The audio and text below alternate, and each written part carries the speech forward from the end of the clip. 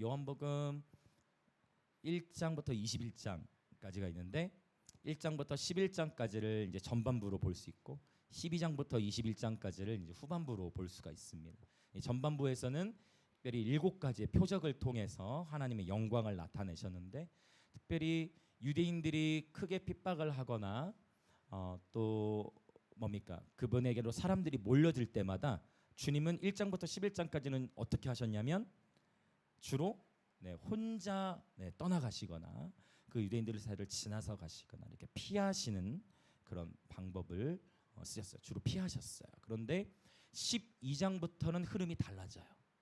12장부터는 이제 십자가를 향하여 즉 십자가 즉 예루살렘에서 이제 죽으셔야 하기 때문에 이제 정면 돌파를 선택하십니다. 그러니까 1장부터 11장까지 주님이 정면 돌파를 하지 못해서 그렇게 안 하시고 피하신 것이 아니라 의도적으로 주님은 자신이 높아지려 할 것 같은 때에는 자신을 낮추고 자신을 감추시러 오히려 피하신 거고 12장부터 이제 십자가로 그러니까 죽기 위해 들어갈 때는 감추지 않고 저돌적으로 나아가시는 모습이 요한복음 12장부터 21장까지를 통해 볼 수가 있어요. 그래서 그러니까 우리가 때로는 한 절을 통해서도 하나님의 말씀의 은혜를 누리지만 요한복음 1장부터 11장은 주님이 스스로를 피하시고 낮추시고 12장부터 21장은 주님이 이제 드디어 십자가를 향해 돌진해 나아가시는 여정.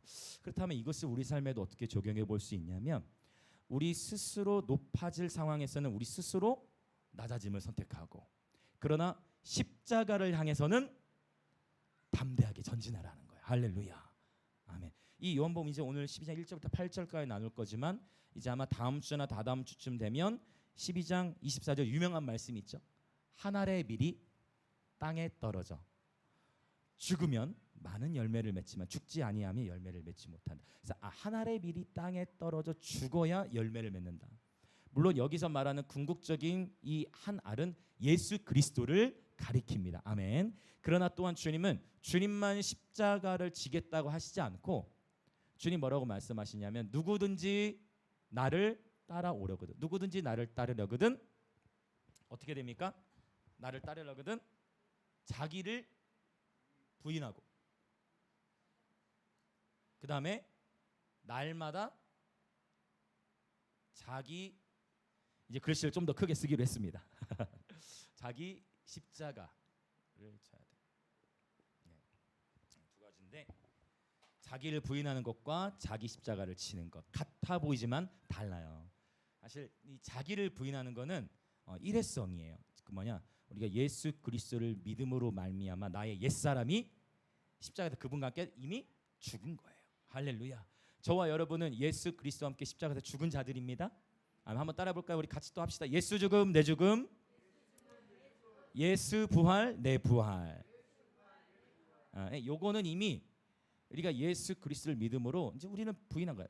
내가 사는 것은 나를 사랑하사, 그렇죠? 나를 위하여 자기 몸을 버리신 하나님의 아들 예수 그리스도를 믿는 믿음 안에서 살아가는 것입니다. 근데 이 영역은 이제 우리가 자기 십자가를 지는 것은 날마다 해야 될 영역이라는 것입니다. 그래서 하나님께서 각 사람마다 그러니까 이 영역은 다 사람마다 다른 것 같아요. 사람마다 다르기도 하지만 계절마다 달라. 인생의 계절마다 다른 것 같아요. 내가 감당해야 될 그러니까 내 믿음이 또 내 믿음의 분량이 또 커진과 동시에 또 그와 맞는 또 차원의 지난주에 그 게임 얘기 드렸죠. 레벨업.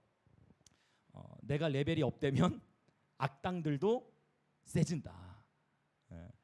그러면서 하나님은 이제 스토리를 만들어 가신다라고 했는데 그래서 이 자기를 부인하는 건 일성이지만 날마다 자기 십자가를 져야 되는데 이 십자가의 여정 결국 각 사람마다 다르고 때로는 인생의 계절마다 이 십자가의 짊어져야 할 감당해야 할 십자가의 영역이 다 다를 수 있다. 근데 중요한 것은 바로 예수님께서 십자가를 지러 가실 때는 소극적이지 않고 어떻게 하셨다? 적극적이고 담대하게 십자가를 지러 향하셨다라는 것입니다. 네, 그래서 이것이 굉장히 요한복음 전체에서 우리 가운데 주는 중요한 그런 메시지입니다. 그래서 예수님께서 한 알의 밀이 땅에 떨어져서 죽으심으로 온 인류를 구원하는 열매가 맺혀졌는데 저와 여러분도 우리의 삶의 여정 속에서 우리가 어떤 중요한 결정들을 할 때 이것이 주님이 기뻐하시는 길인가 아니면 나의 소욕을 위한 길인가? 이것이 정말 하나님의 선하시고 기뻐하신, 하나님의 원하시는 온전하신 뜻인가? 아니면 내가 원하는 길인가? 이것을 바르게 분별되어 주시는 은혜가 있으시길 예수님의 이름으로 축복합니다. 아멘, 아멘, 아멘, 할렐루야. 근데 주님의 길은 일단 우리가 말씀 안에서 보면 되는 거예요. 주님의 길이 넓은 길일까요? 좁은 길일까요? 좁은 길이에요. 오늘 주일학교 예배 때 황지사님이 설교해 주셨는데 성막 문의 크기가 몇 미터였어요? 성막 문의 크기 22.5m. 그렇죠? 그러면 자, 내가 곧 문이니 나로 들어가는 자는 구원을 받아. 그럼 자, 여러분 생각해 봅시다. 문의 크기가 22.5m. 좁아요, 넓어요? 어떤 것 같아요? 자, 22.5m. 넓습니까, 좁습니까? 넓습니까, 좁아요? 넓죠. 구원의 문은 넓어요. 그렇죠? 예, 구원은 항상. 그런데 성소로 들어가는 문은 좁고 지성소로 들어가는 문은 더 좁고 우리가 성막을 가려다 못 가는데 그렇죠? 한번 가긴 가야 돼. 성막 진짜 한번 가긴 가야 돼. 눈으로 보러. 예. 그러니까 점점 주님과의 교제가 깊어지려면 결국은 어떻게 돼요? 들어가는 통로가 점점 좁아져. 근데 기본적으로 구원의 문은 여러분 자, 현관문 넓이 얼마나 되십니까? 1m 안 될걸요? 1m 되려나? 1m? 감사합니다, 이사님. 8cm라면 1m 안 될 거예요. 그죠, 넓이. 근데 구원의 성막의 문이 22.5m.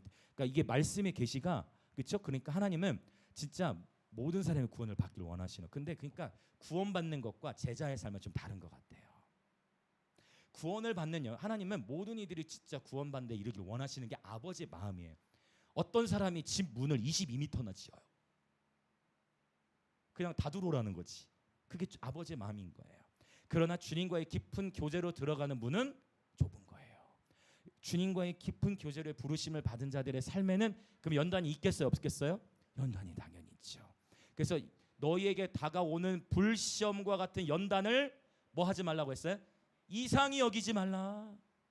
너희에게 지금 닥쳐온 불시험 당하는 것을 이상하게 생각하지 마라. 이상하게 생각하지 말라는 거예요. 그 시험을 통해서 하나님은 더 깊은 교제로 우리를 이끄신다라는 거죠. 참으로 딱딱한 메시지, 참으로 어려운 메시지지만 그러면 이것이 하나님의 말씀에 진린 것이며 주님 말씀하셨죠. 누구든지 나를 따라오려거든 자기를 부인하고 날마다 자기 십자가를 지고 나를 따르라 라고 말씀하신 것이죠. 아이들에게도 미안하네요. 저게 굉장히 더운데 굉장히 미안하네 아이들에게. 네, 우리는 연령 있는 교회니까 그렇죠? 네, 이 더운 날 저희 안에 있으면 굉장히 덥거든. 좀 여러분들 이해해 주십시오. 네. 자, 그래서 한 알의 밀이 땅에 떨어져 죽어야 되는데 이 얘기는 예수님이 먼저 본을 보이셨고 저와 여러분이 십자가를 선택할 때 여러분 저와 여러분의 십자가를 선택할 때마다 그 선택을 통해 주님은 열매 맺게 하실 것입니다. 이걸 꼭 기억하시면 좋겠어요. 네. 십자가의 길을 선택할 때마다 그곳에 열매가 맺혀요. 그런데 이 자기 부인의 영역, 이 자기 십자가의 영역은 절대 논리로 이해할 수가 없어요. 논리로 자기 부인을 이해하기 시작하면 어떻게 되느냐? 억울해져요. 논리로 그냥 지식으로 자기 부인해야 된다. 너 죽어야 돼. 네가 죽어야 돼. 이걸 논리로서는 설명이 불가해요. 논리로서 이 부분의 이 말씀을 취하게 되면 우리 삶에 뭐를 기냐면 우리 삶이 억울해져요. 우리 삶이 비참해져요. 그러면 자기 부인과 날마다 자기 십자가를 지는 걸 무엇으로 깨닫고 경험되느냐? 예수 그리스도 복음을 통해 체득되어야 돼. 예수님께서 하신 일. 그러니까 예수님이 나를 위해 어떤 일을 행하셨나? 이게 기초가 돼야 돼. 복음. 예수님이 나를 위해 어떤 일을 행하셨는가? 예수님으로부터 출발이 돼야 되는 것입니다. 여러분 축복합니다. 그래서 정말 여러분 예수 그리스도께서 저와 여러분을 위해 십자가에 죽으셨잖아요. 저와 여러분을 살리셨어요. 할렐루야. 예수께서 행하신 일을 믿는 자마다 영원한 생명을 얻게 되었습니다. 그리고 주님이 이제 저와 여러분을 콜링하시는 거예요. 바로 나를 따라오라고 주님 콜링하고 계십니다. 여러분 축복합니다. 하나님께서 저와 여러분이 이 도시의 하나의 미랄이 되도록 우리를 부르셨습니다. 아멘. 그리고 이 도시의 도시적 차원의 열매들이 맺혀지게 될 것입니다. 자기 부인은 복음 안에서야 비로소 깨달을 수 있습니다. 자, 그러면 이제 예수님께서 십자가를 어떻게 통과하시게 되는지 12장부터 이제 21장까지 이어지게 될 건데 오늘 1절부터 8절까지만 볼 겁니다. 자, 11장과 이어집니다. 자, 1절과 2절 같이 읽어봅니다. 요한복음 12장 1절과 2절 시작. 6월절 엿새 전에 예수께서 베다니에 이르시니 이곳은 예수께서 죽은 자 가운데서 살리신 나사로가 있는 곳이라. 거기서 예수를 위하여 잔치할세 마르다는 일을 하고 나사로는 예수와 함께 앉은 자 중에 있더라. 아멘. 자, 또 제가 말씀드렸죠. 마태, 마가, 누가복음에는 6월절이 한 번만 언급되는데 요한복음의 6월절이 3번 사이클이 반복되기 때문에 예수님의 공적 사역의 기간을 3년 내지는 3년 6개월로 이해할 수 있다. 근데 마지막 6월절 되기 며칠 전, 엿새 전, 즉 6일 전이라는 거예요. 네. 그래서 예수님께서는 정말 6월절 되기 닷새 전에 정확하게 예루살렘 성으로 이제 들어가시게 됩니다. 예루살렘으로 들어가기 하루 전인 거예요. 근데 출애굽기 우리가 12장부터 14장의 내용을 보면 일단 12장에 보면 너희는 6월절 양을 출애굽하기 전에 양 잡기 며칠 전에 양을 죽이기 며칠 전에 집에 들여놓으라고 하냐면 5일 전에 너희 집 안에 양을 들여놓으라고 해요. 정확하게 일치죠. 예수님께서 6월절 어린 양이 되시잖아요. 5일 전에 예루살렘 성에 예수님이 입성하셨듯 어린 양 잡기 5일 전에 집 안에 들여보내라. 그럼 그 5일 동안 뭐 할까요? 그 5일 동안 양을 검사하는 거예요. 흠이 없는 양이어야 되기 때문에. 그것처럼 예수님께서 예루살렘에 이제 입성하시고서 5일 동안 뭐 해요? 이제 계속 사람들이 뭐 해요? 이제 예수님 신문하는 거예요. 예수님 계속 신문해. 근데 빌라도도 정확하게 선언을 했어. 예수에게서 죄를 찾을 수 있다 없다? 없다고 했어. 명확하게. 그렇죠? 죄를 찾을 수 없어. 그러니까 죄 없으신 분께서 십자가를 지신 것이죠. 그래서 이 출애굽기 12장의 이야기는 약 BC 1500년, 그렇죠? BC 약 1500년 경의 이야기인데 그때 이미 예수 그리스도의 십자가에 대한 예언의 선언이 창세기도 물론 있고요. 출애굽기에서도 나타났다는 것을 우리는 알 수가 있습니다. 자, 6월절 되기 6일 전에 예수님께서 베다니에 이르셨어요. 베다니는 어디였습니까? 11장에 나왔죠? 바로 나사로를 살리신 마을이었어요. 11장에서 기억하시죠? 마리아랑 마르다도 마음이 무너졌죠? 예수님 우리 오빠 죽을 때까지 왜 오시지도 않고 죽은 지 나흘이 지나서 오빠를 주님이 살리시자 마리아와 마르다의 믿음이 어떻게 됐겠어요? 이제 완전히 자기의 모든 삶을 예수께 다 드리는 거죠. 자, 당연히 그렇게 됐겠죠. 자, 2절을 보면 너무 아름다운 표현이 있어요. 이 표현이 너무 좋은 것 같아. 한번 같이 읽어볼까요? 한번 따라 봅니다. 예수를 위한 잔치. 한 번 더. 예수를 위한 잔치. 아멘. 이 표현이 너무 좋아요. 베다니 마을에서 예수님을 위한 잔치가 열린 거예요. 많은 유대인들은 여전히 예수님을 죽이려고 모의하였지만 그럼에도 불구하고 이 나사로의 이 기적을 경험한 베다니의 마을 사람들은 예수님을 위하여 뭐를 벌려요? 잔치를 벌리는 것입니다. 9월 16일은 김해 땅에 예수님을 위한 잔치가 열리는 날임을 선포합니다. 이 잔치를 통하여 많은 잃어버린 다음 세대들이 주께로 돌아오게 될지어다. 도시적인 차원의 집회를 통하여 도시적인 차원의 열매들이 맺혀질지어다.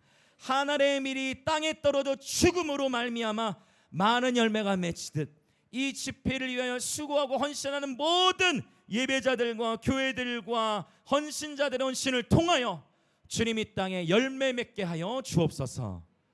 아멘. 막 기도가 나왔습니다. 할렐루야. 할렐루야. 예수님을 위한 잔치. 그래서 이것이 마지막 때의 굉장히 중요한 연적 상징인 것 같아요. 요즘에 뉴스를 보면은 우린 해외에서 볼 법한 일들이 부산에서도 막 일어나죠. 그래서 뭐 흉기, 뭐 이제 우리나라 법이 이제 뭐 강화된다는 것 같은데 흉기 소지 관해서 이제 저는 이런 정보를 사실 보민이에게 자주 들어요. 보민이에게 많은 정보를 듣습니다. 뭐 서면에 가면 어떤 뭐 형아들 있고 뭐 이렇게 어느 구역에 뭐 이렇게 있고 얘기를 많이 들어요. 이게 지금 실제라는 거예요. 실제. 예. 우리나라도 막 이런 일들이 막 일어나고 정말 우리가 자녀들을 지키고 보호해야 되고 깨어 있어야 될 영역이 있는데 여러분 정말 이렇게 어둠의 일들이 있고 아픔의 일들이 있지만 그럼에도 불구하고 예수님을 위한 잔치들도 풍성하게 마지막 때 열려지게 될 것입니다. 적어도 우리가 이 김해와 이 부산은 책임져야 될 것 같아요. 하나님 우리를 이 땅에 심으셨으니까. 아멘. 하나님 우리를 이 땅에 심으셨으니까 우리가 이 땅을 축복하고 이 땅을 계속 중보할 때 저는 늘 감사해요. 이야, 김해에서 이런 일들이 생겨나는구나. 그러니까 이렇게 기획하는 분들도 김해는 처음 온다는, 김해라는 곳을 처음 이제 방문하게 되는 거죠. 그렇게 되면 이렇게 도시적인 집회들이 계속 열려지면 그 도시 안에 경제도 살아나게 돼요. 이것이 힐송 워십팀이 했던 역할이에요. 힐송 들어보셨나요? 힐송 들어보셨죠? 네, 그래서 호주 경제를 사실은 그 멜버른에서 이 힐송 컨퍼런스가 매년 열리면 전 세계에서 예배자들이 일주일 단위로 여행을 오기 때문에 그 호주 그 시 안에, 멜버른 시 안에 경제가 회복되는 거예요. 그러면 당연히 그 도시 안에 있는 상인들이 교회를 좋아하겠어요, 싫어하겠어요? 좋아하죠. 그래서 부흥에 대한 패러다임이 우리가 열려야 될 건 뭐냐면 우리 착각해요. 어떤 착각이냐? 우리 교회로 몇 명이 왔느냐가 부흥인 줄 착각하는 것 같아요. 그렇지 않아요. 여러분 이미 우리 영광 임재 교회 안에 부흥이 있어요. 할렐루야. 우리 영광 임재 교회 안에 부흥이 있어요. 그리고 하나님이 계속 일으키십니다.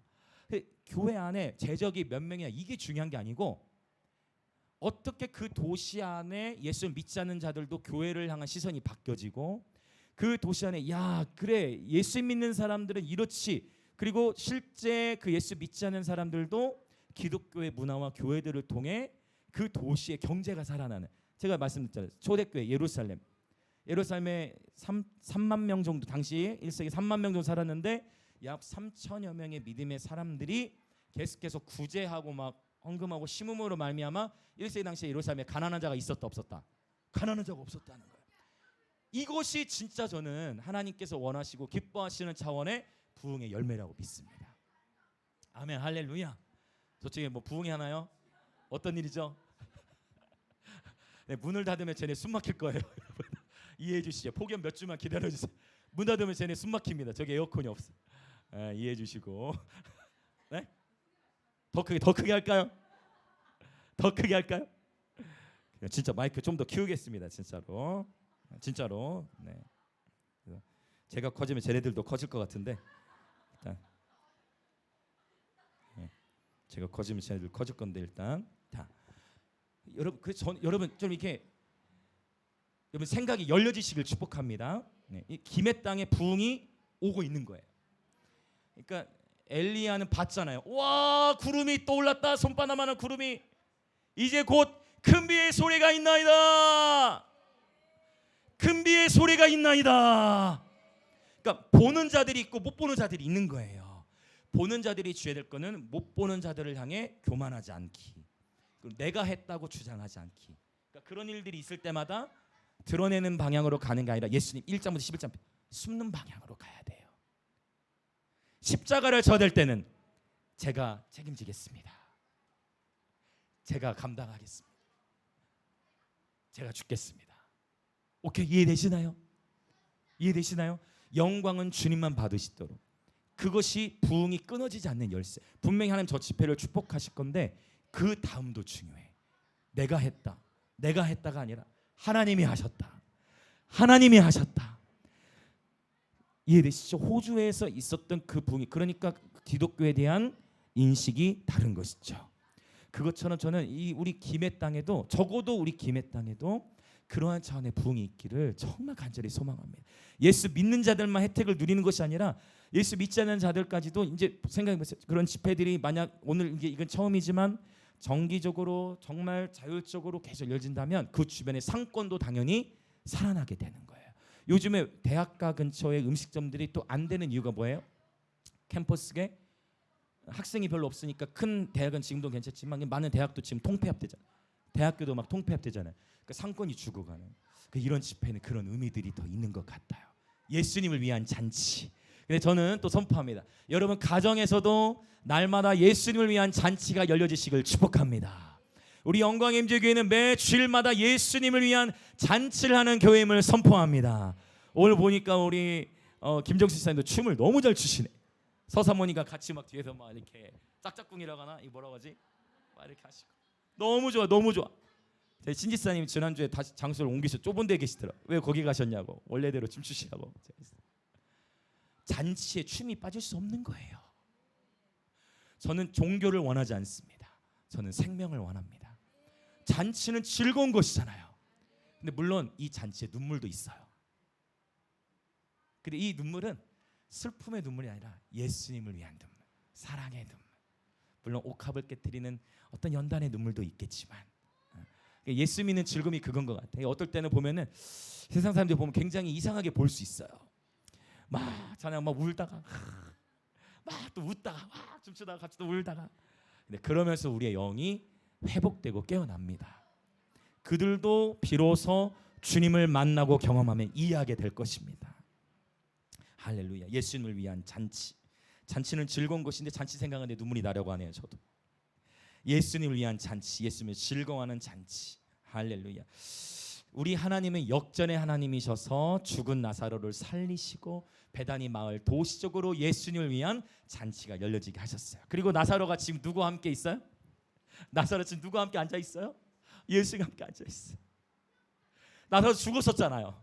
죽은 지 4일이 지났잖아요. 근데 나사로 누구와 함께 앉아 있어요? 예수님과 함께. 예수님 떠나고 싶겠어요? 아니죠. 예수 곁에만 앉아 있고 싶은 거지. 예수님과 함께 앉아 있는 거예요. 며칠 전에 제가 기도 부탁을 바로 드렸죠. 저희 하함이 이제 제가 뭐 영상으로 보신 분들 좀 놀라실 분들도 몇 분 계실 건데 하함이 이제 교통사고 너무 중요해요. 예심이도 놀래가지고 자기가 상황한 게 아닌데도 자기도 놀래서 뭐 얼굴이 하얘지더라고. 차에 튕겨 나간 거예요. 하함이 막 아프다고 막 숨 잘 안 쉬어진다고 그러고 뭐 이제 이 오른쪽 전체가 막 그 팔부터 해가지고 가슴 여기가 제일 걱정이 되더라고요. 안쪽에 이제 그 피가 나니까 다른 이런 데는 뭐 괜찮을 수 있는데 그래서 다 나가지고 있는데 이제 병원으로 막 가는데도 자기는 힘들어하고 하니까 그런데 바로 제 여러분께 기도 부탁을 빨리 요청해야 되겠다. 빨리 요청해야 되겠다 싶어가지고 그 하나님 방하고 우리 교회가 빨리 왜냐면 우리 부흥이 있잖아 다. 아멘. 부흥은 죽었던 게 살아나는 거잖아. 할렐루야. 여러분 다 부흥의 증인들이시잖아요. 하나님과 교제하는 믿음의 장군들이시니까 저는 바로 그래서 기도 부탁한 거예요. 그리고 다 검사하고 하는데 다행히 뼈가 다 괜찮은 거예요. 너무 감사. 그러고서 하음이가 나와가지고 차 타고 오면서 하음이가 어떤 찬양을 불렀냐면 어떤 불렀을 것 같아요? 맞추면 아이스크림. 어떤 찬양 불렀을까요? 생각하지 못하실걸요. 어떤 찬양을 불렀냐면 어떤 찬양 불렀냐면 나 같은 죄 살리신. 왜? 진짜로요? 그 말씀을 왜 안 하셨어요? 아이스크림 진짜 아이스크림 끝나고 아이스크림 진짜 아이스크림 있습니다. 아이스크림 있어요. 소세지처럼 생긴 아이스크림 하나 있어요. 그거 있어요. 있어요. 너무 덥죠? 하나 있어요. 그거 맞추셨어요? 이야, 박종희 쌤이 촉이. 이 촉이라기보다는 영감. 하나님의 영감. 직관. 하음이가 그걸 부르는 거야.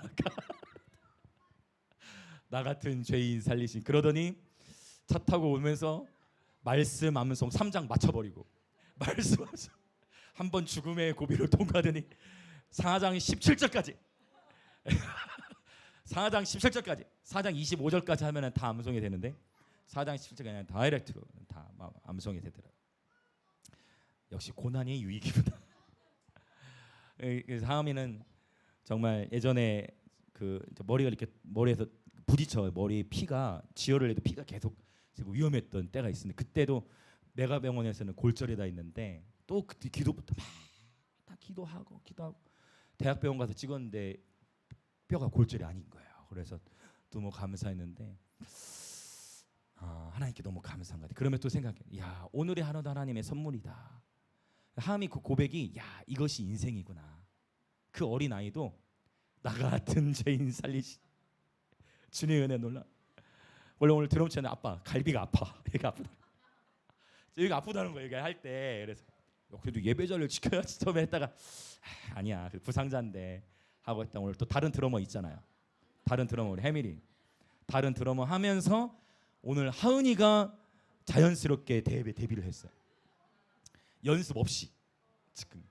근데 보니까 제가 한번 쳐다본 이유가 너무 흐름을 잘 맞춰가지고 내가 놀래 쳐다본 건데 하나님이 하시는 것 같아요. 네, 그래서 모든 것이 하나님의 은혜고 여러분 꼭 급한 기도가 있을 때 반드시 교회 단톡방에 올리셔야 돼요. 제 개인톡으로 오시면 교회 방이 늦을 수가 있어. 왜냐하면 제가 확인이 늦잖아요. 급할 때는 다이렉트로 쏘세요. 교회 방으로. 바로 기도했죠. 그 화살기도. 여러분 우리가 기도할 때 하나님 일하는 거 아시죠? 저는 혹시 갈비 나갔더라 하나님 붙여주실 저는 확신했어요. 하나님 이거 분명 간증으로 주신다. 저도 눈물이 나더라고.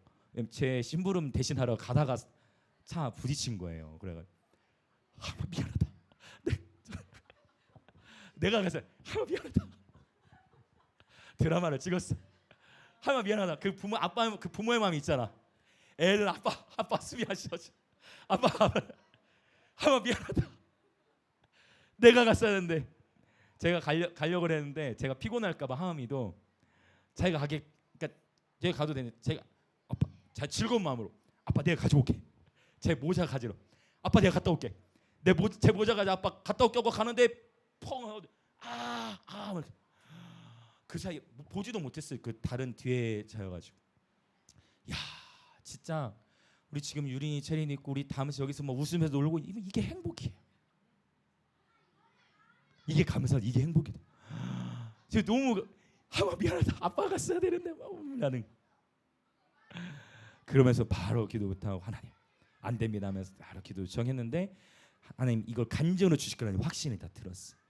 그래서 저는 너무 하나님께 감사드리고 나사로가 죽음을 경험하면서 예수 곁에 있었듯 하나님이 바로 말씀하면서 제가 다 해버리고 했듯이 이것이 우리의 인생인 것 같습니다. 그래서 여러분 정말 우리 주변에 계시면 한번 이렇게 한번 인사 한번 하실까요? 살아 계셔 주셔서 감사합니다. 한번 해보십시오.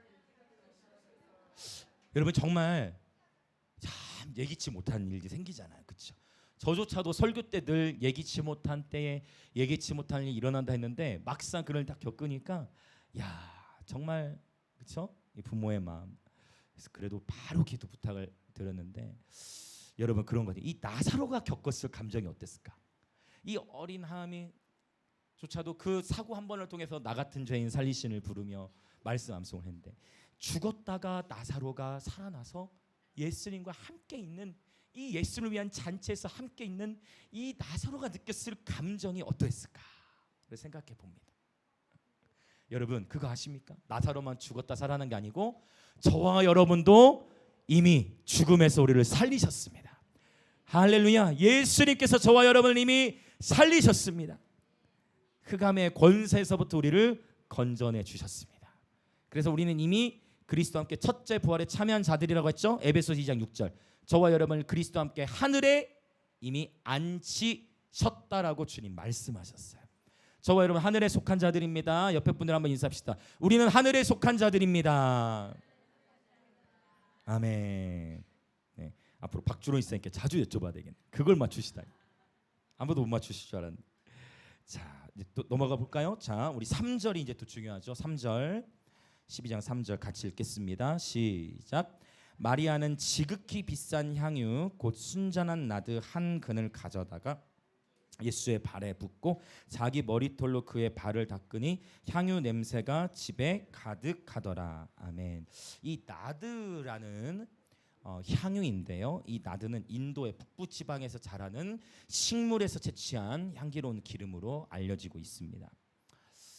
그래서 이 순전한 기름이다라는 것은 이 기름이 정말 말 그대로 순전하다, 순수하다, 깨끗하다, 희석되거나 섞여지지 않은. 그러니까 우리가 왜 여러분 다양한 오일들 있잖아요. 이제 저희 교회도 이제 아마 오일들이 이렇게 활용하시는 분들 계실 건데 페퍼민트라든지 요즘 그렇죠? 근데 이 오일도 보면은 천연 오일, 진짜 순수한 천연 오일이 있고 나면 섞은 게 있잖아요. 천연 오일은 더 당연히 비싸겠죠. 근데 바로 여기서 말한 이 순전한 나대를 부었다라는 것은 희석되지 않은 고귀하고도 순수하고도 순결한 기름을 의미하는 것입니다. 오빠의 부활을 직접 체험한 마리아가 아주 비싼 향유 곧 순전한 나드 기름을 가져다가 어디에 부어요? 예수님의 어디에 부었죠? 발에 부어요. 그래서 요한복음에서는 마리아가 예수님의 발에 기름을 붓습니다. 근데 마태복음하고 마가복음에서는 어디에 붓냐면 예수의 머리에 부어요.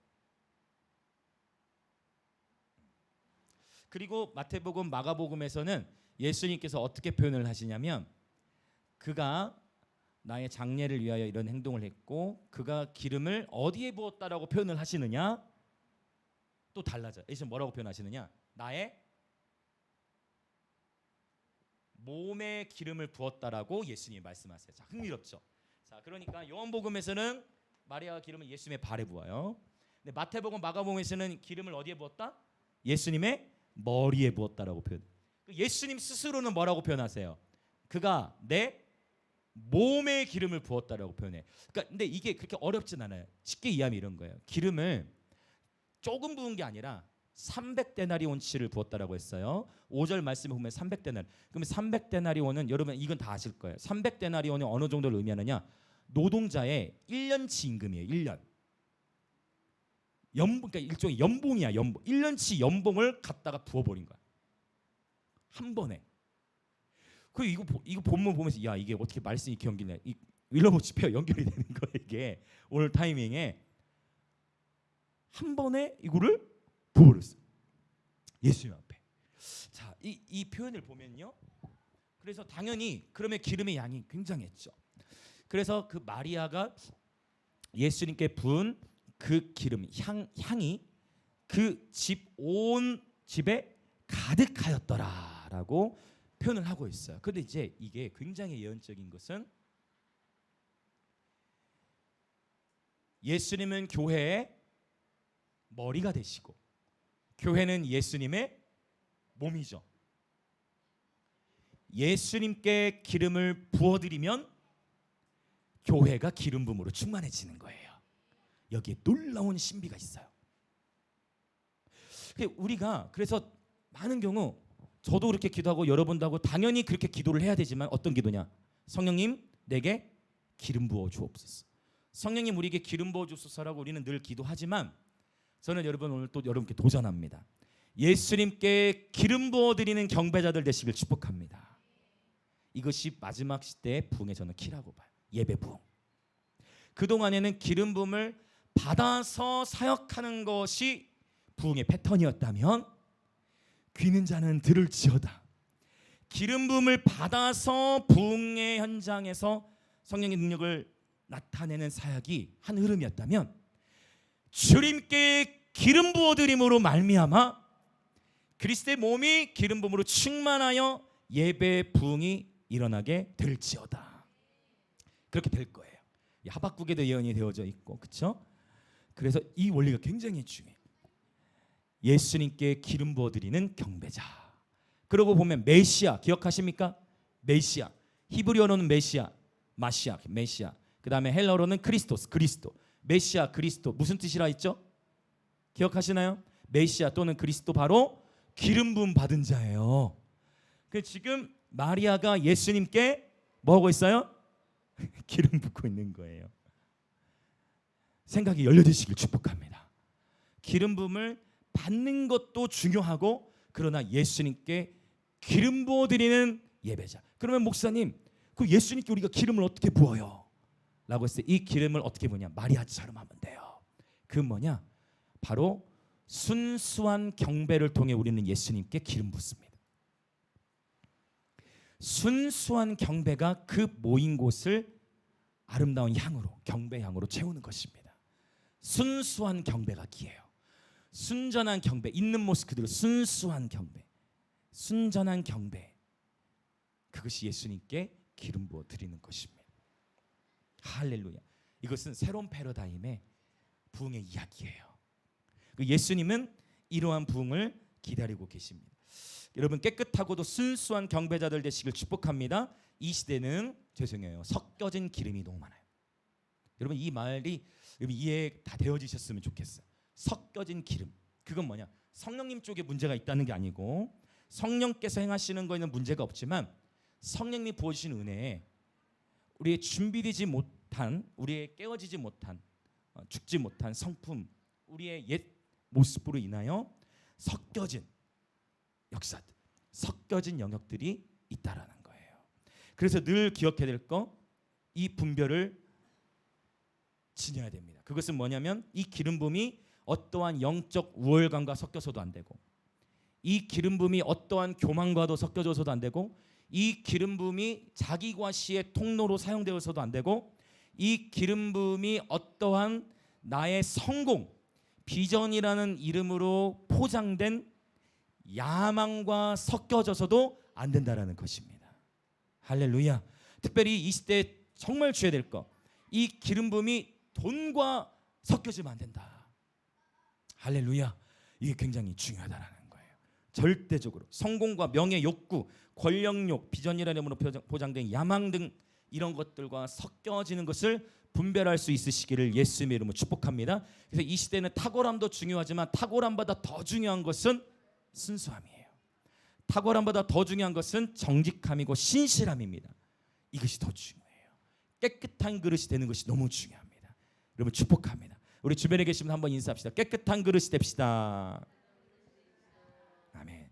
마리아는 지금 자기 1년 동안 열심히 속된 말로 쎄 빠지게 일했다죠. 이건 어디 사투리지? 제가 이제 헷갈려. 경상도. 저도 모르게 경상도에 이제 살다 보니 전라도 사람들이 이게 어디 사투리인지 경상도가 돼버렸다는 얘기네요. 쎄 빠지게. 환경이 이렇게 중요해요, 그렇죠? 1년 동안 열심히 일한 거를 한 번에 쏟아 부은 거예요. 근데 이거를 누가 이해를 못하느냐? 누가 이해를 못했어요? 자, 읽어볼까요? 자, 4절부터 6절 시작. 제자 중 하나로서 예수를 잡아줄 가룟 유다가 말하되 이 향유를 어찌하여 300데나리온에 팔아 가난한 자들에게 주지 아니하였느냐 하니 이렇게 말함은 가난한 자들을 생각함이 아니요 그는 도둑이라 돈꾀를 맞고 거기 넣는 것을 훔쳐 가미러라. 자, 지금 이 여인이 예수님께 자신의 전부를 정말 1년치 임금을 다 쏟아부으며 주님께 너무 감사한 거예요. 그래서 저는 깨달았어요. 감사가 깊은 경배의 열쇠예요. 감사가 깊은 경배의 열쇠. 자기 오빠를 살리신 주님께 너무 감사하니까 아까울 게 없는 거예요. 생명을 경험했잖아요. 아까울 게 없는 거예요. 예수님 그냥 부어버리는 거예요. 이걸 심어야 되나 말아야 되나 이게 아니고 그냥 아까울 게 없는 거예요. 왜? 살려주셨네. 우리 오빠를 살려주셨네. 그러니까 그냥 부어버린 거예요. 근데 누가 여기서 이제 마음이 어려워해요? 누가 어려워했어요? 가룟 유다가 마음이 어려워. 근데 사실 마태복음, 마가복음에 보면 유다만이 아니라 제자들이 다 뭐라고 표현해요? 분개했다고 해요. 분개했다는 게 뭐예요? 분노한 거예요. 화나는 거예요. 누가요? 제자들이. 그래서 예수님의 제자라고 말하는 자들 중에 진짜 제대로 된 제자가 아닌 사람들이 있을 수도 있겠구나. 나도 그럴 수도 있겠고 제자라고 하면서 진짜 제자가 아닐 수도 있겠구나. 지금 마리아가 제자가 되어가고 있는가? 아니면 이 제자들이 제자의 삶의 모습, 제자들이 힘들. 근데 특별히 요한복음은 한 사람에게 포커싱하죠. 바로 누구에게? 이 가룟 유다에게 포커싱을 했어. 그리고 다른 제자들은 주로 화만 냈는데 유다는 더 나쁜 짓까지 했어요. 어떤 나쁜 짓을 했을까요? 헌금함에 손을 댄 거예요. 다른 제자들은 그래도 분노만 했는데 가룟 유다는 헌금함까지 손을. 근데 이 가룟 유다가 뭘 맡았어요? 예수님 공동체의 재정 담당이었어. 예전에 한번 그 유명한 찬양 사역자 목사님이 있어요. 손재석 목사님이라고 그 아마 아시는 분들이 있을 수 있어요. 손재석 목사님. 근데 그분이 개척을 해서 그 하시는데 개척해가지고 교회 성전 지으려고 지금 헌금이 건축 헌금 모아놨는데 재정 담당한 분이 그걸 가지고 사라져 버렸대. 연락도. 그리고 오늘날에도 그런 일이 있나 봐요. 그래서 그런 간증하시던 걸 제가 이렇게 들었었는데, 가룟 유다가 예수님 공동체 재정을 담당하고 있었는데 그 수시로 예수님 공동체 헌금함에 손을 댔다라는 거예요. 그래서 이 가룟 유다는, 그래서 저는 제가 봤을 때 가룟 유다가 자살한 것도 잘못이지만 그 한 사건보다 가룟 유다의 평소의 삶이 더 문제였던 것 같아요. 무슨 의미 이해되십니까?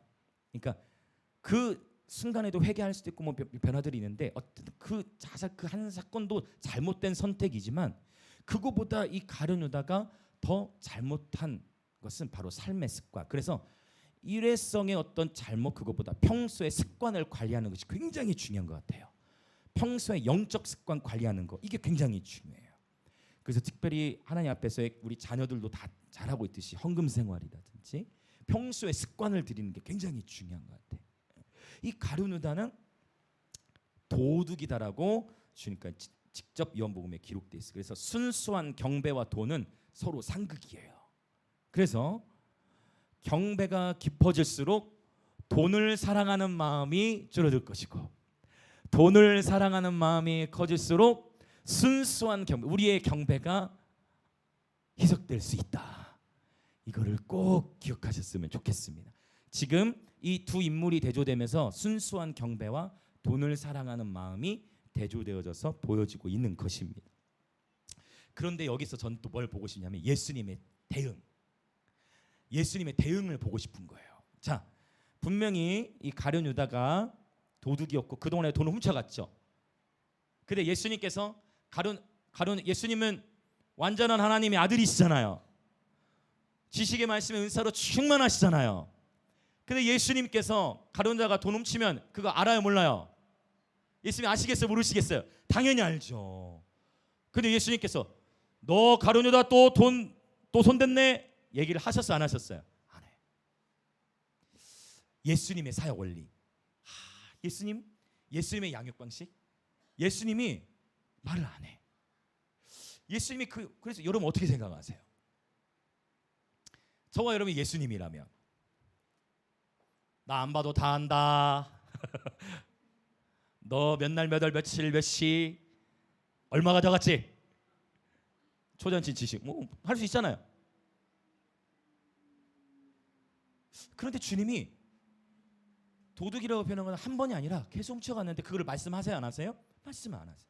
오늘 본문에서도 주님께서 가룟 유다 너 도둑이잖아 라고 가룟 유다에게 말씀하신 게 아니에요. 문맥 이해되시죠? 이거는 지금 제3자, 즉 이미 이 일이 일어난 그 후대에 기록이 된 본문이죠. 예수님이 가룟 유다에게 지적하시는 건 단지 뭐냐면, 이제 읽어봅시다. 7절 8절 7절 8절 시작. 예수께서 이르시되, 이게 진짜 하신 말씀이에요. 그를 가만두어 나의 장래할 나를 위하여 그것을 간직하게 하라. 가난한 자들은 항상 너희와 함께 있거니와 나는 항상 있지 아니하리라 하시니라.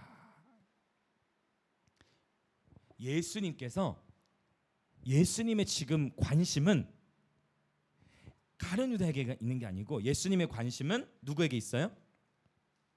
마리아의 경배에 있는 거예요. 예수님은 가룟 유다가 계속 훔쳐가고 있는 걸 아셨음에도 불구하고 가룟 유다를 책망하신 게 아니라 오히려 뭐를 방해하지 말라? 이 여인의 경배를 방해하지 말라는 거예요. 여러분도 혹시, 제가 이거 예전에 나눈 적이 있는데 저희 어머니께서 기도를 깊이 하시다가 입신이라는 거, 이렇게 무아지경 트랜스라고 그런 거 전혀 모를 때 기도를 깊이 들어가시다가 쓰러지셨어요. 의식을 잃었어. 근데 그때 이제 난리가 나, 예배 도중에. 그래가지고 막 목사님들 얼굴 뺨 치면서 빨리 기절해서 이제 뭐 기절한 건 줄 알고, 사실 주님과 교제하고 있는 거였는데, 그러니까 제 얘기는 뭐냐면 주님과의 깊은 교제에 들어간 분이 있으면 그분이 계속 머무시도록 우리는 이렇게 분위기를 오히려 같이 도와줘야 돼. 어떤 의미 이해되시죠? 모르면 그렇더라. 주님을 만나고 있는데 다친 줄 알고 깨우는 거야. 모르면 그럴 수 있어요, 그렇죠? 주님과의 깊은 만남에 있는 사람, 그렇다면 그때 누군가 지금 막 울부짖음이 터지고 주님의 영에 부르짖고 있어. 그러면 그 영혼이 더 깊이 주님과 나아가도록 더 환경을 우리가 조성해 줘야 돼. 주님 앞에 순전한 경배를 드리는 이 예배자에게 예수님은 초점을 맞추시고 가룟 유다는 터치하지 않으시는데, 왜냐하면 결국 여러분 꼭 기억하세요. 가장 치열한 영적 전쟁의 때에 위장된 인격은 드러나요. 가장 치열한 영적 전쟁의 시기에 우리 안에 위장되어져 있던 인격이 드러나요. 이 유다의 이 위장되어졌던 인격이 언제 드러났어요? 언제 드러났습니까? 언제 공개적으로 드러났어요? 지금은 포장돼 있잖아요. 지금 겉으로 봤을 때는 사람들이 어때요? 가난한 자들 나눠줘야 된다. 그 뭐 굉장히 의로워 보이지 않습니까? 겉으로 봤을 때 굉장히 의로워 보이지 않습니까? 가룟 유다의 생각이 너무 현명하지 않아요? 가룟 유다의 이 생각, 가난한 자들 나눠줘야지. 그걸로 왜 한 번에 부어? 뭐하러 수천만 원 들여서 집회를 해? 그렇지 않을까요? 뭐하러 수천만 원 들여서 이 집회 너무 한 번 그거 뭐 3시간 예배하려고 뭐하러 수천만 원을 들여? 그렇게 생각할 수 있지 않을까요? 가난한 자들을 심어야지 왜 그걸 예수님 앞에 마리아 기름 부어 하면서 마리아를 꾸짖는 이 모습. 겉으로 봤을 때는 가룟 유다가 너무나 의롭죠. 세상의 관점으로 봤을 때는 이 가룟 유다의 생각이 합당하지요. 예수님의 관점과 세상의 관점이 다른 것입니다. 너무나 다른 것. 이 가룟 유다의 인격이 언제 드러났어요? 예수님의 십자가로 향하시는 그 여정, 바로 겟셋만의 기도, 가장 치열한 영적 전쟁, 가장 치열한 십자가를 지시 가장 치열한 그 기도의 사투를 벌이는 그 현장 속에서 가룟 유다가 예수님을 팔잖아요. 노예는 은 30에 팔아야 되는데 그것도 은 20에 팔죠. 노예 한 사람 가격도 안 되는 금액에 예수님을 팔아버려. 그때 가룟 유다에 숨겨져 있던 마음의 의도들이 다 드러나버려. 결국은 숨겨진 인격은 드러나게 돼 있다. 그러니까 예수님께서는 이게 가지치기의 비법인 것 같아. 저도 사실은 제 목회 가치관 중에 이 영역을 늘 갖고 있어요. 저희 아내도 알고. 밭에 감추인 보화에 집중하는 거예요. 밭에 쓰레기는 감추어 있지 않아요. 밭에는 보화가 감추어져 있고 보화를 덮고는 쓰레기들이 있겠죠. 여러분, 밭은 마음, 사람의 마음을 비유했잖아요. 여러분, 밭에 감춘 보화들을 발견하시기 축복합니다. 내 옆에 있는 지체들 속에서 밭에 감춘 보화를 발견하시기 축복합니다. 우리 한번 인사합시다. 제가 이제부터 당신 밭 안에 있는 보화를 보겠습니다. 이게 꼭 이 관점이 중요해. 우리는 너무나 수시로 내 지체들 삶에서의 티끌을 끄집어내. 내 옆에 나와 가까이 있는 지체들의 잘못과 못하는 것들을 눈에 봐. 주님이 그대로 말씀하셨죠. 내 이웃의 티끌 볼 것이 아니라 뭘 봐라? 네 눈에 들보를 봐라. 들보는 기둥이잖아요. 내 눈에 들보가 있는 것인데 보지 못한다는 겁니다. 여러분, 밭에 감춘 보화를 보시길 축복합니다. 쓰레기가 많은 거예요. 무슨 말 이해되시죠? 쓰레기가 더 많습니다. 그러나 밭에 감춘 보화를 보는 것입니다. 그렇죠. 결국은 주님께서 말씀으로 가지치시는 이야기, 이게 예수님의 사역 방식이 아마 요한복음 15장인가요? 하면 포도나무 비유를 하면서 주님이 말씀하실 때 말씀으로 가지치는 게 더 열매 맺게 하기 위해서 주님이 가지치시는 방법이 요한복음 15장에 나와요. 아주 성숙한 가지치기인데 이 가지치기 방법이 굉장히 어렵더라고. 굉장히 어려워. 왜냐하면 우리는 우리 앞에 있는 불의를 참기가 어려워요. 우리는 내 눈에 보이는 어떠한 내 경험으로 이해되지 않는 어떤 일들이나 어떠한 불의들이 있을 때 그것이 감당이 어려울 때가 많습니다. 예수님이 하신 이 목양과 사역의 방식들을 우리가 눈여겨볼 필요가 있어요. 예수님은 가룟 유다가 아닌 이 마리아에게 집중하셨어요. 유다의 영역은 어차피 결국 드러나게 될 영역이 있었기 때문에. 자, 그래서 여러분, 예수님의 관점에서 마리아가 예수님께 이 부어드리는 경배는 주님 뭐라고 말씀하셨어요? 나의 장례할 날을 위하여 그것을 간직하게 하라. 그래서 이 마리아의 경배야말로 진정한 예언입니다. 진정한 예언입니다. 이 마리아의 경배가 진정한 예언이 된 거예요. 그러면 마리아는 예수님이 죽으실 줄 알았을까요? 그거 미처 깨닫지 못했어요. 그런 거 제자들도 깨닫지 못했거든요. 무슨 말인지를. 근데 예수님, 이 마리아는 너무 감사해가지고 너무 기뻐서 예수님께 너무 감사해서 때로는 내가 예수님 앞에 투정도 부렸는데 분명히 우리 오빠 죽었다고.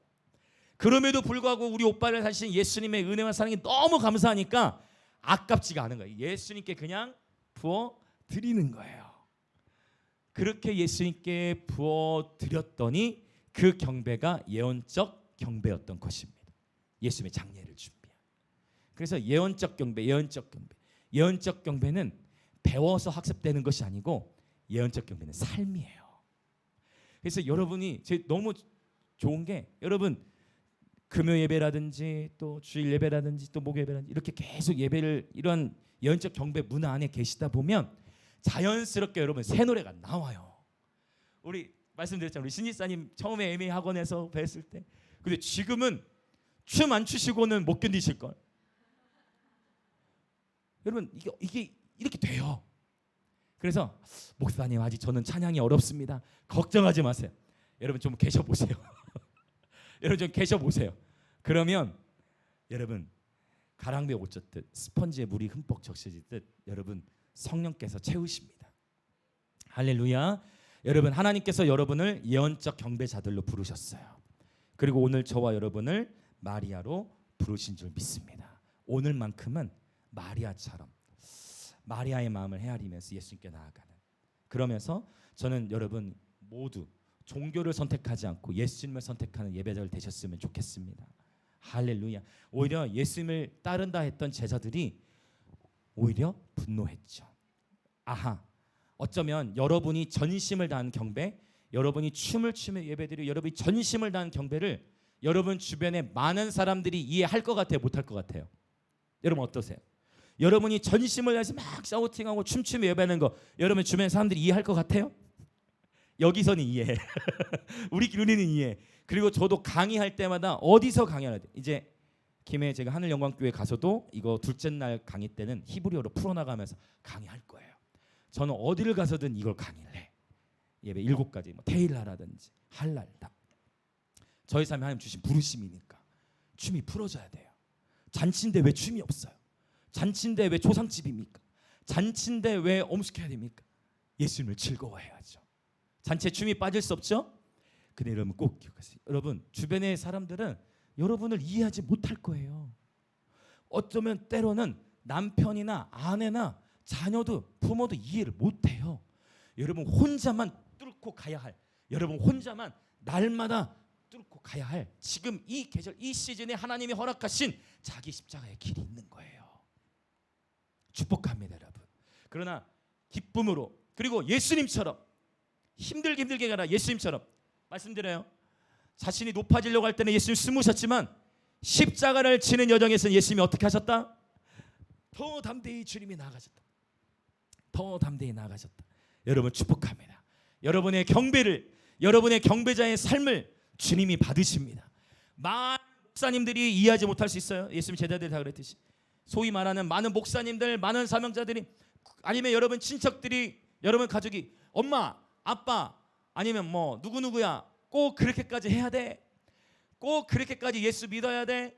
꼭 그렇게까지 예수님 믿어야 돼? 그냥 대충 이 정도면 됐잖아, 이 정도면 됐잖아라고 여러분 많이 얘기를 들을 수 있겠죠. 많은 이들은 그 길을 선택하겠죠. 그러나 영광의 임재 교회는 마리아와 같이 옥합을 깨트린 순전한 경배자의 군대로 일어나게 될 것을 예수님의 이름으로 선포합니다. 저는 어차피 그 방향으로 정했고 영광의 임재 교회의 부르심입니다. 우리는 경배의 목숨을 거는 공동체입니다. 경배의 영 안에 그 모든 성령의 은사들이 풀어질 것이고 경배의 영 안에 하나님을 아는 모든 지식을 포함한 하나님 아버지의 모든 선한 것들이 다음 세대들에게 전수되어야 될 것을 예수님의 이름으로 선포합니다. 이제 우리 같이 함께 기도하겠습니다.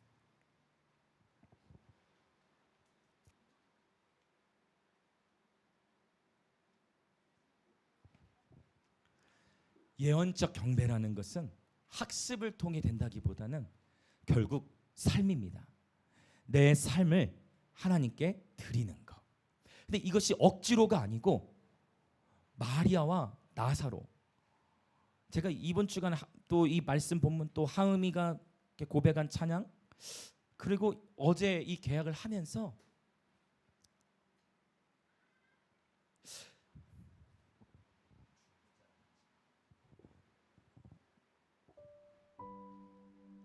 저희가 실제 이 김해 대형 교회들 다 이렇게 목사님들과 함께 찾아뵙기도 하고 다니면서도 아직 교회들로부터는 후원이 없는 거예요.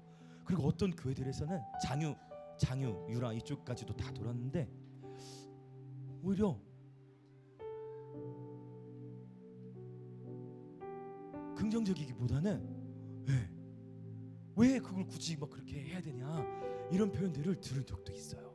그런데 오히려 저희는 그래서 더 결단했어요. 오히려 더 축복하고 그래서 더 우리가 겸손함으로 그리고 더 준비되어 있구나 생각하면서도 그렇구나. 여러분, 종교는 잔치를 이해하지 못합니다. 솔직히 우리가 왜 우리가 이렇게 찾아다니면서 했겠어요. 그렇죠? 도시적인 차원으로 하려고 한 건데, 그런데 어제 하나님이 계약을 체결되게 하시더라고요. 어쨌든 하나님이 하시더라고요. 많은 이들이 그럴 거예요. 굳이 그렇게까지 해야 돼? 뭐하러 그렇게 수천만 원 들여가지고 집회를 해? 뭐하러 그렇게 가난한 자들 나눠주지? 예수님한테 그 기름 다 부어. 이 집회를 이해 못하는 사람들도 있을 것이고, 여러분 개인의 예배의 삶을 이해 못하는 사람도 수두룩할 거예요.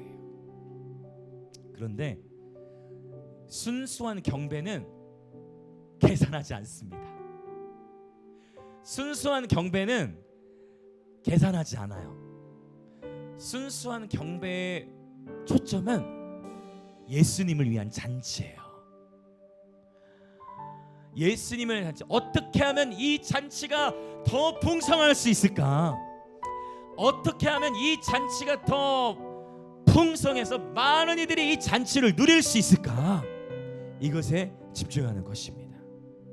그리고 그렇게 할 때 우리의 다음 세대들이 예수님을 위한 이런 잔치들을 좀 경험하기 시작, 적어도 김해 땅에서 이제 시작되는 이러한 문화들을 좀 경험하기 시작할 때 저는 다음 세대 주께로 돌아오게 될 것이라고 확신합니다. 물론 한 번에 되지 않을 수 있지만 적어도 도시적인 차원의 영적 기류는 바뀌어지기 시작할 것입니다. 옥합을 이미 우리 목사님들이 깨뜨렸어요. 역시 하나님은 그걸 먼저 받으시는 것 같아요. 그래서 여러분, 어떤 목사님과 사모님은 저희 연합자 안에서도 부부가 심으시고 나서 손을 잡고 울으셨대.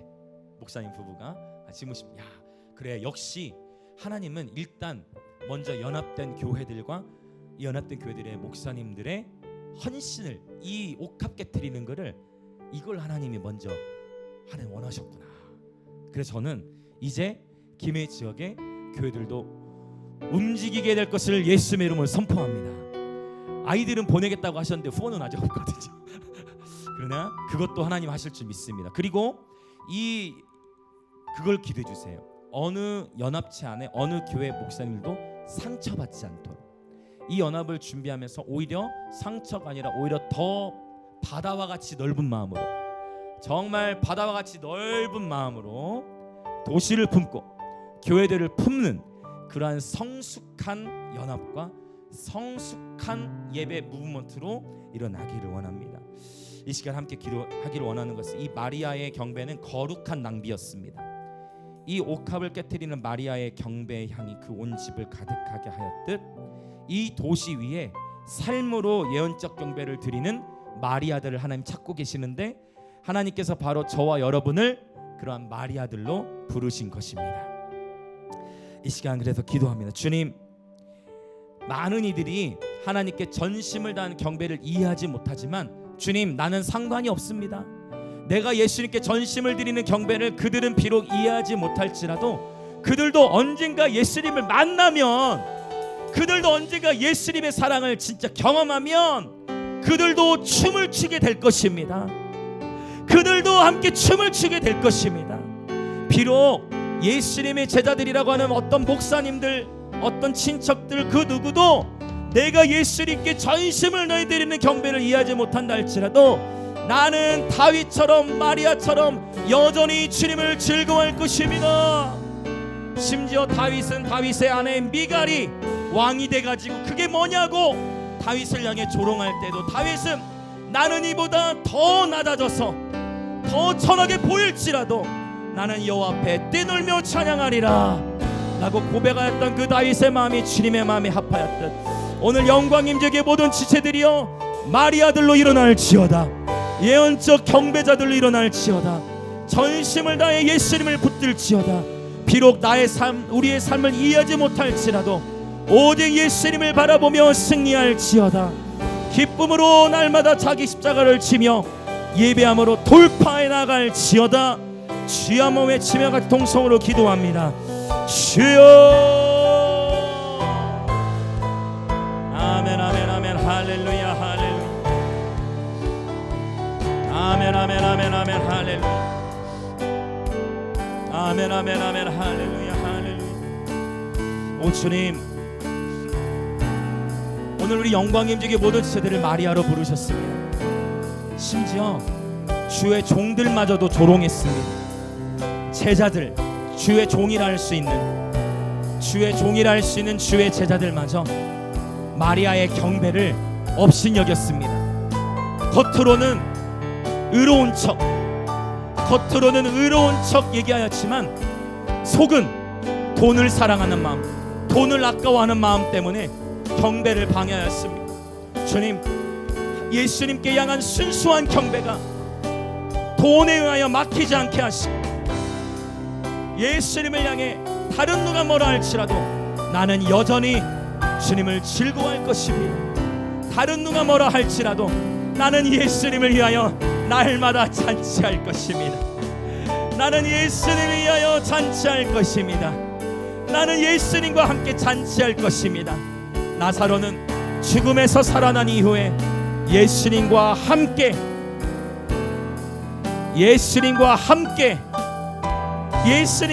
앉아 있었던 것처럼 나는 예수님과 함께 있는 것이 좋습니다. 우리는 예수님을 위하여 잔치하는 공동체입니다. 영광의 임재 교회여, 잔치 공동체가 될지어다.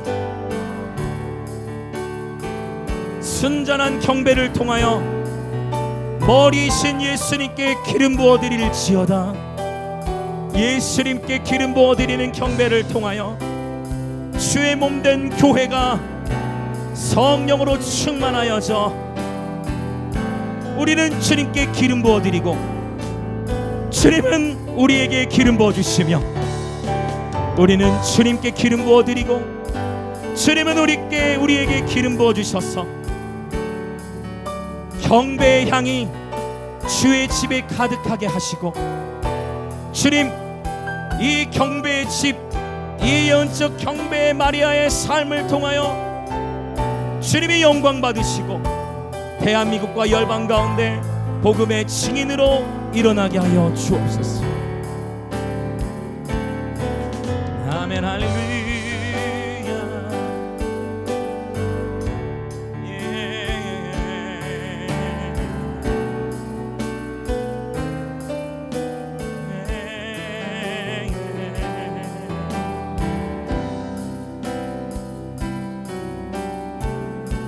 주님 발에 입 맞춥니다.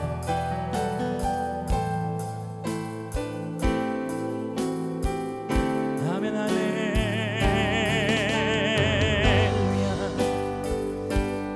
여러분 괜찮습니다. 주님은 여러분을 이해하십니다. 아무도 우리를 이해하지 못해도 주님은 여러분의 마음을 아십니다. 주님은 여러분 마음의 깊은 갈망을 아십니다. 주님은 여러분 마음의 깊은 갈망, 주님은 여러분 마음의 깊은 소원을 아십니다. 아무도 이해하지 못할지라도 주님은 아세요. 주의 종들도 몰랐죠. 주의 종들이 오히려 분노했지요. 괜찮아요. 예수님이 아십니다. 예수님이 아십니다. 주님은 안다 하는 바리새인 사두개인들에게 계시하신 것이 아니라 상처투성이었던 사마리아 여인, 이름도 빛도 없는 무명의 여인, 그러나 그 여인에게 예배에 대한 가장 깊은 계시를 주셨습니다. 이 마리아, 사회적으로 아무 영향력도 없었던 마리아에게 주님은 이 여인의 경배를 통해 이 여인이 나의 장례, 나의 죽음을 예비하고 있는 것이다라고 이 여인의 경배가 예언적인 경배, 앞으로 일어날 일에 대한 예언적 경배였음을 말씀해 주셨습니다. 아버지, 어떻게 보면 세상적으로 보면 우리 영광임재교회 인간적인 눈으로 보면 세상의 가치로 보면 작아 보일 수 있겠지만 하나님 마음 안에서는 이미 우리에게 부흥이 있고 이미 우리에게 주님의 임재가 있고 이미 우리에게 주님의 생명이 있으며 이미 우리에게 주님의 역사하심이 있으니 날마다 예수를 위한 잔치를 벌이는 공동체 되게 하시고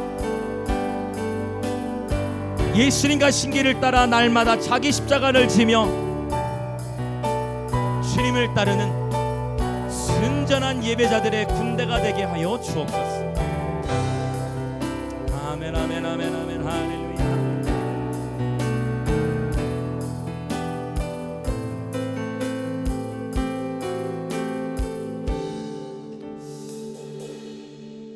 오 아버지, 감사합니다. 오늘 이 마리아의 본문을 통해서 순전한 경배, 그러나 이 순전한 경배를 방해하는 주의 종들, 겉으로는 의로워 보였지만 속에는 돈을 아까워하는 마음.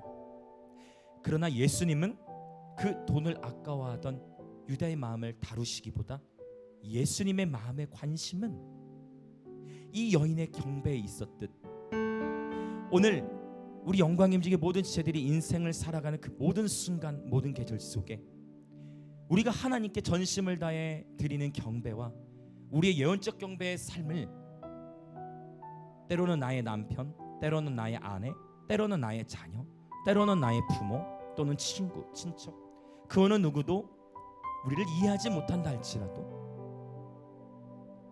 예수님께는 감사한 마음, 사랑이 넘치는 마음, 자원하는 마음으로 순전하게 더욱 경배를 드림으로 말미암아 주님의 마음에 합한 경배자가 될 뿐만 아니라 바로 주의 오실 길을 예비하는 예언적 경배자의 삶이 되게 하여 주옵소서.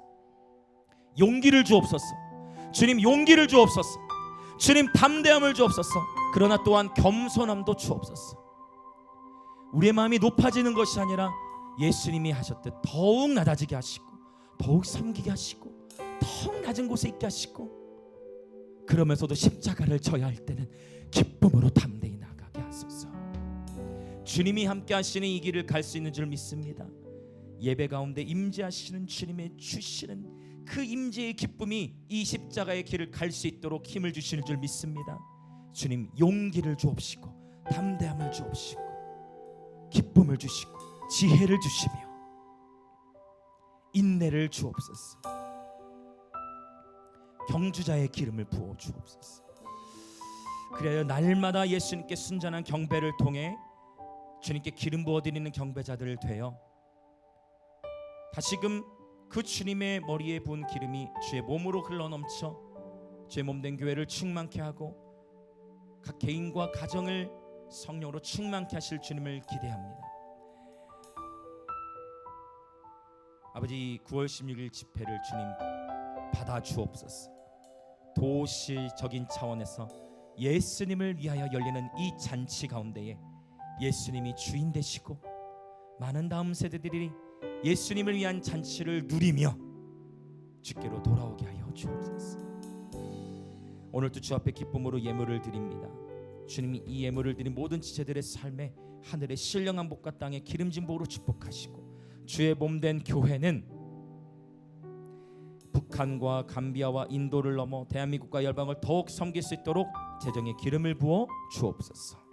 지금은 우리 주 예수 그리스도의 은혜와 하나님 아버지의 놀라우신 사랑과 성령 하나님의 감화 감동 교통하심이 오늘 마리아처럼 때로는 주의 종들이 비방하고 이해하지 못하고 조롱한다 할지라도 어느 누구도 이해하지 못한다 할지라도 하나님 앞에 순수하고도 순전한 전심을 다한 마리아와 같은 경배자가 되기로 결단하는 영광의 임재의 모든 지체들과 오늘 이 예배에 참여하는 모든 그리스도 몸의 지체들 가운데에 지금으로부터 영원토록 함께 있을지어다.